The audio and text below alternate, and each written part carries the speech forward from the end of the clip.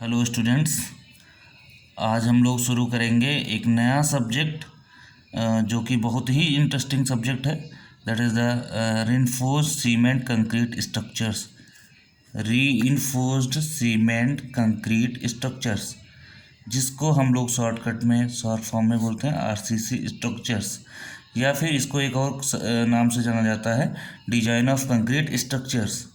ठीक, जिनमें कुल मिलाकर हम लोग कंक्रीट स्ट्रक्चर जितने भी होते हैं उनकी हम डिज़ाइनिंग पढ़ते हैं या उनके बारे में पढ़ते हैं। ठीक, और कंक्रीट स्ट्रक्चर्स तो सीमेंट कंक्रीट से भी बनता है, और रीइंफोर्स सीमेंट कंक्रीट स्ट्रक्चर्स ये सब क्या होते हैं आज हम लोग इनके बारे में थोड़ा सा इंट्रोडक्शन पढ़ेंगे। ये बहुत ही इंटरेस्टिंग सब्जेक्ट है सिविल इंजीनियरिंग का, और सबसे खास बात यह है कि सबसे मुख्य सब्जेक्ट होता है ना, जिसको हिंदी में कहते हैं इसको प्रबलित। हिंदी में इसको कहते हैं प्रबलित। रीइंफोर्स का मतलब प्रबलित सीमेंट, प्रबलित सीमेंट है ना, प्रबलित सीमेंट कंक्रीट स्ट्रक्चर्स। ठीक है, प्रबलित सीमेंट कंक्रीट स्ट्रक्चर या RCC, reinforce cement concrete structure. ठीक है, अब एक काम करते हैं, अब इसका मतलब समझ लेते हैं। अब एक काम करते हैं, इसका मतलब समझ लेते हैं कि इसका मतलब होता क्या है। ठीक, तो जैसा कि इसके पहले आप लोगों ने पढ़ा होगा कि सीमेंट कंक्रीट है ना, इसके पहले आप लोगों ने पढ़ा होगा सीमेंट कंक्रीट। सीमेंट कंक्रीट पढ़ा होगा आप लोगों ने।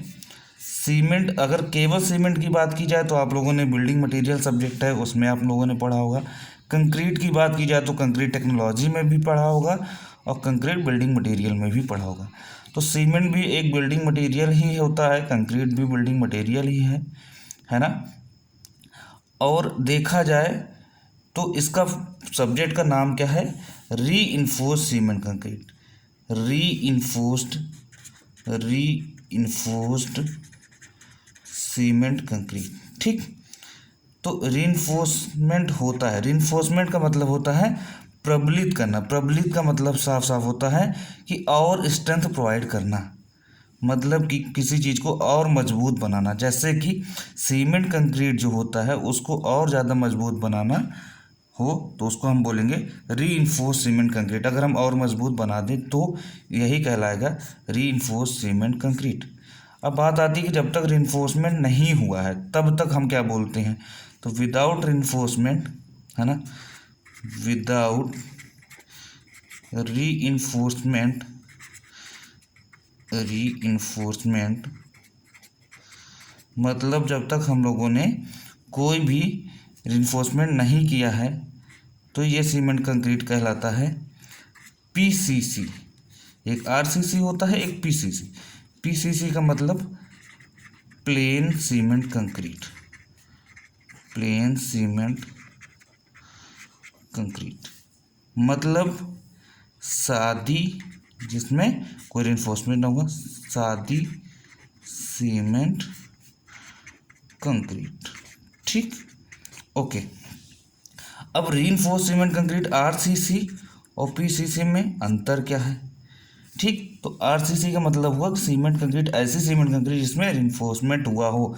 रीइंफोर्समेंट हुआ हो मतलब ये हुआ कि कुछ ना कुछ है ना, किसी भी चीज़, कुछ ना कुछ ऐसी चीज़, कुछ ना कुछ ऐसी चीज़ डाला गया है सीमेंट कंक्रीट में है ना, जो स्ट्रेंथ प्रोवाइड करता है ज़्यादा, जो क्या करता है हमारे सीमेंट कंक्रीट को ज़्यादा प्रबलित करता है, ज़्यादा मजबूत बनाता है।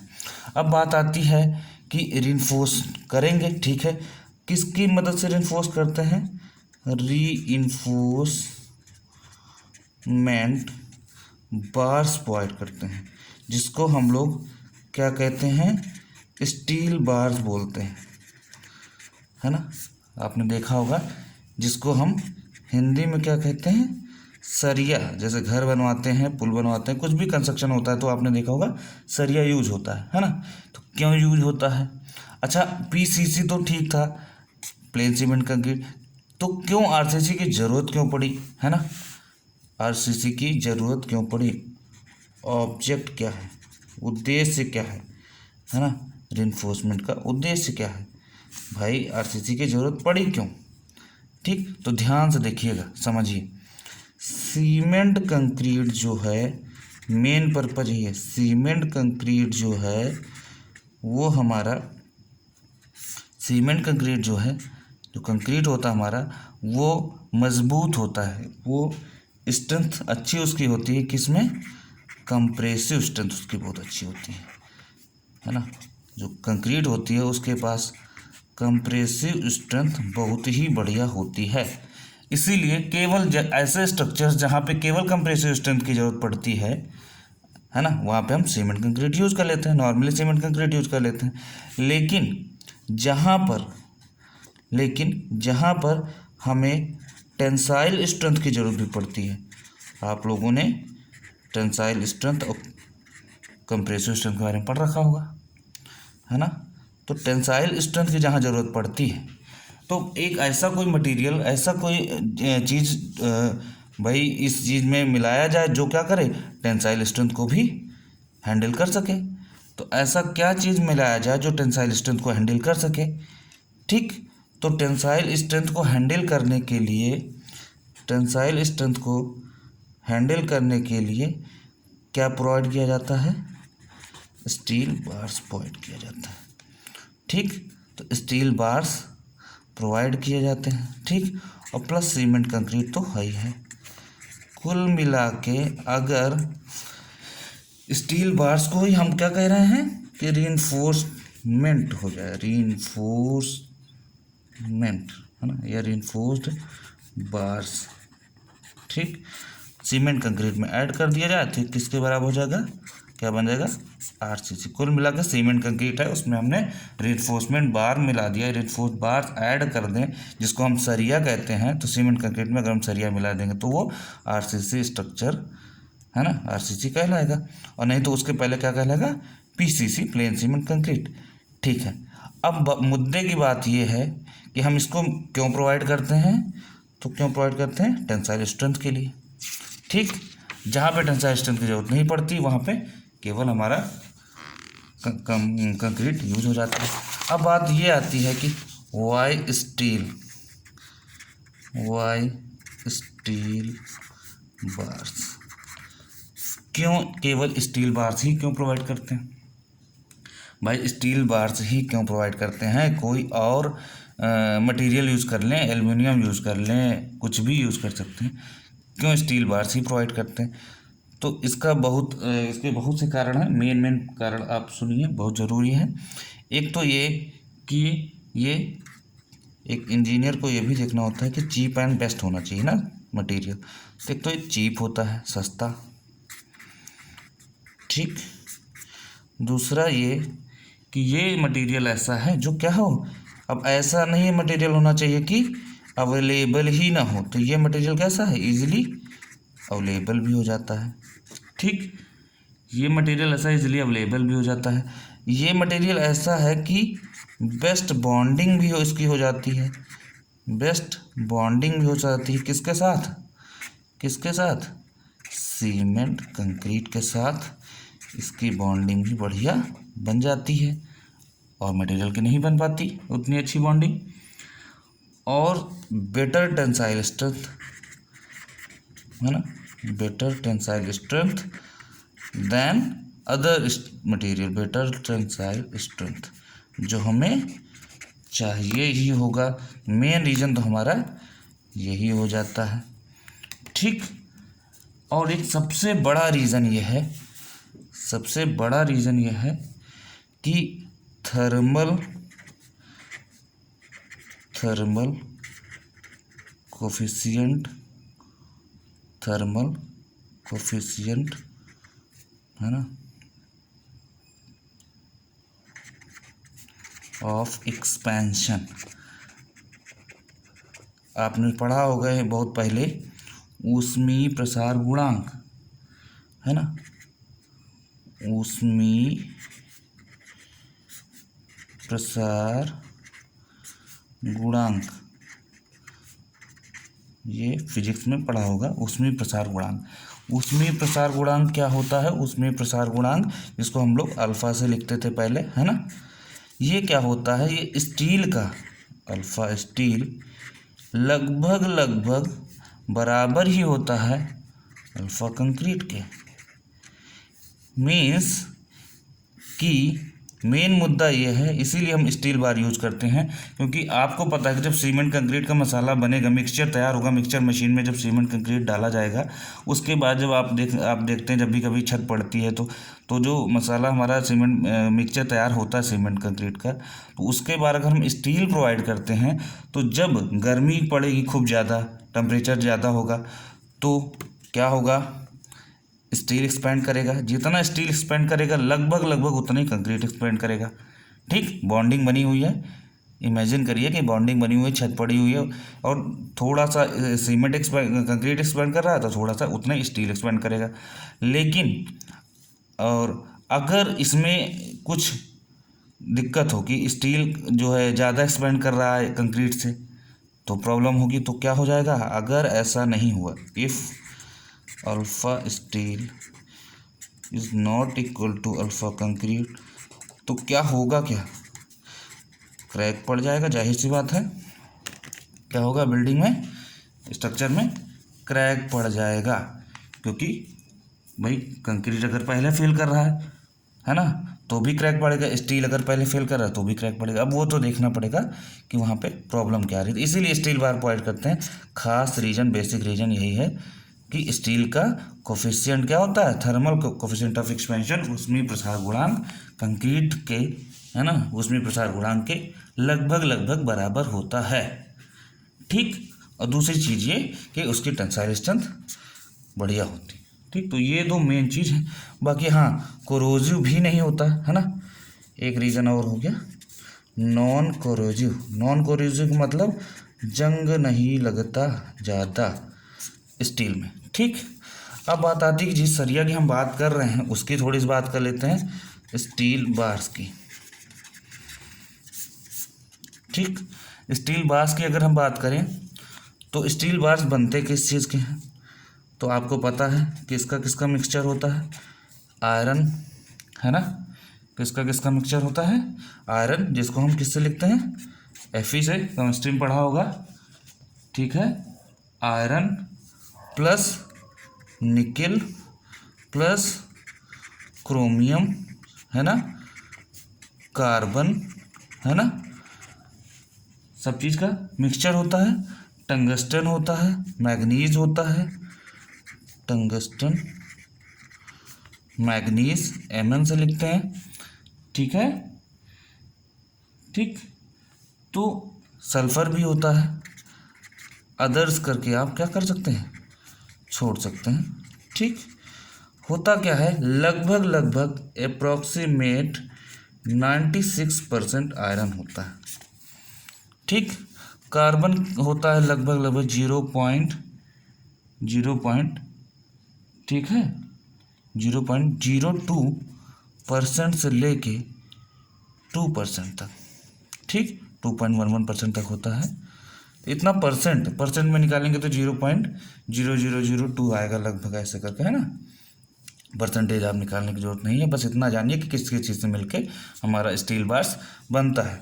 इन सब चीज़ों से मिक्स बनता है, इसीलिए इसको हम बोलते हैं स्टील बार्स क्या है, एलॉय होता है। एलॉय का मतलब मिक्सचर होता है। ठीक, अब बात आती है कि स्टील कितने टाइप के मार्केट में अवेलेबल है ना। स्टील कितने टाइप के मार्केट में अवेलेबल है, वो भी कौन से हुए, स्टील बार्स, सरिया की बात कर रहे हैं। तो एक तो होता है हमारा माइल्ड स्टील बार्स। ठीक, दूसरी कौन सी होती है, medium steel bars, medium steel bars. ठीक, तीसरा होता है हमारा हाई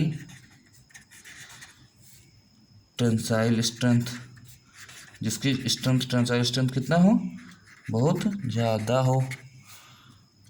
ठीक है, और एक होती hard drawn, hard HARD, hard drawn. ठीक है, स्टील बार्स।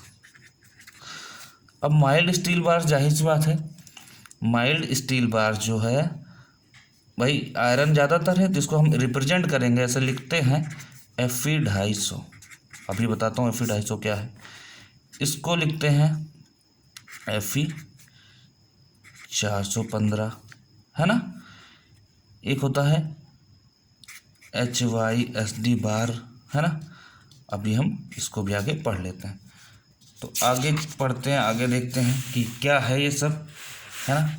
जैसे लिखा है माइल्ड स्टील बार, देखते रहिए, माइल्ड स्टील बार, इसमें लिखा है इस Fe250, ये इसकी ग्रेड है, ठीक है। जैसे Fe250, Fe415, Fe500, ये सब क्या है, ग्रेड है। तो स्टील की ग्रेड है माइल्ड स्टील बार्स की Fe415। तो ये क्या है, ये स्टील की ग्रेड है। ग्रेड का मतलब क्या हुआ, Fe तो समझ रहे होंगे आयरन शो कर रहा है, स्टील शो कर रहा है। 250 क्या है, 250 न्यूटन पर mm स्क्वायर, ये क्या है, कैरेक्टरिस्टिक स्ट्रेंथ है। कैरेक्टरिस्टिक स्ट्रेंथ किसकी है, माइल्ड स्टील बार की, ठीक। तो कहीं लिखा रहा है Fe250, तो समझ जाइए माइल्ड स्टील बार की बात कर रहा है। और कैरेक्टरिस्टिक स्ट्रेंथ कितनी इसकी, 250 न्यूटन पर mm स्क्वायर। अभी हम बताते हैं कि ये इसका मतलब क्या होता है, कहाँ से आया। अभी आप बस जानिए इसकी कैरेक्टरिस्टिक स्ट्रेंथ इतनी होती है। एक होता है HYSD बार, सुना होगा कुछ लोगों ने। इसका मतलब होता है हाई यील्ड स्ट्रेंथ, है ना, डिफॉर्म्ड बार्स, ठीक। High yield strength deform bars मतलब कि कुछ इसमें दो ग्रेड आती है ना, Fe415 और Fe500। मतलब कैरेक्टरिस्टिक स्ट्रेंथ कितनी हो गई, 415 न्यूटन पर mm स्क्वायर और 500 न्यूटन पर mm स्क्वायर, ठीक। एक आती है, आपने देखा होगा, सुना होगा, टीवी में ज़्यादातर देखा होगा, सुना होगा, TMT बार्स। TMT बार्स का मतलब हुआ thermo mechanically treated bars, TMT bars. TMT bars में क्या होता है, थर्मो मैकेनिकली ट्रीटेड बार्स मतलब क्या होता है कि इसको एक बार, है ना, गर्म करेंगे अच्छे से, इसको एक बार हीट करते हैं। हीट करने के बाद क्या करते हैं, अचानक से कूल कर देते हैं, सडन कूलिंग कर देते हैं, है ना, कूल सडन, अचानक से ठंडा करते हैं। क्यों करते हैं, क्योंकि जो हमारी सरिया है वो एक्सपेंड करती है या फिर ठंडियों में कॉन्ट्रैक्ट करती है ना। पास भाई जो गर्मियों में फैलती है तो ठंडियों में क्या हो सिकुड़ेगी। तो ये क्या होती है TMT बार्स, ये पहले इसको ऐसे बनाया ही जाता है कि पहले हीट कर दो फिर सडनली कूल कर दो, जिसका ज़्यादा टेम्परेचर पे असर नहीं पड़ेगा, समझ रहे हैं। इस पे ज़्यादा टेम्परेचर का ज़्यादा इस पे असर नहीं पड़ता है, ठीक। तो इसको पहले ही ऐसे जानबूझ के बनाया जाता है, ठीक है। ये क्या है, ज़्यादा डक्टाइल होती है। डक्टाइल होती है मतलब ज़्यादा तन्य होती है, ठीक है। डक्टिलिटी क्या होती है, बहुत ज़्यादा होती है, बहुत ज़्यादा। तो ऐसा कुछ टाइप्स हैं, ठीक है, कुछ ग्रेड्स हैं स्टील की। अगर अब हमने रीइंफोर्समेंट की बात कर ली, जैसे हमने देखा था इसके पहले कि अगर हमने रीइंफोर्समेंट की बात कर ली, सरिया की बात कर ली, है ना, सरिया की बात कर ली, सीमेंट कंक्रीट आप पहले से जानते हो, लेकिन कंक्रीट के बारे में हम थोड़ा सा आपको बता देते हैं। आपने कंक्रीट बहुत पहले से पढ़ रखा है, ठीक। यहाँ पे क्या बात हो रही है, CC की, जैसे सीमेंट कंक्रीट, जैसे आजकल सीमेंट कंक्रीट रोड भी बन रही है ना, CC रोड देखा होगा।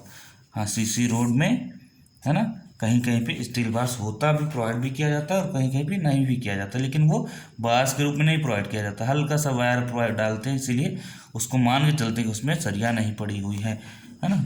तो cement concrete road CC road कहलाती, ठीक है, सीमेंट कंक्रीट। अगर हम सीमेंट कंक्रीट की बात करें तो कंक्रीट कैसा स्ट्रेंथ देता है, कंप्रेसिव स्ट्रेंथ देता है। कैसा स्ट्रेंथ देता है, कंप्रेसिव स्ट्रेंथ झेलने के लिए कंप्रेसिव स्ट्रेंथ झेलने के लिए कंक्रीट फिट बैठता है ना। अब बात ये आती है कि ऐसे कौन से स्ट्रक्चर हैं जहाँ पे कंक्रीट कंप्रेसिव स्ट्रेंथ और टेंसाइल स्ट्रेंथ दोनों की ज़रूरत पड़ जाएगी, है ना। तो वो भी बात अभी हम कर लेंगे, ठीक, जहाँ पे दोनों कंक्रीट और कंप्रेसिव और टेंसाइल स्ट्रेंथ की ज़रूरत पड़ेगी, ठीक है, उसकी भी बात अभी हम कर लेते हैं, ठीक।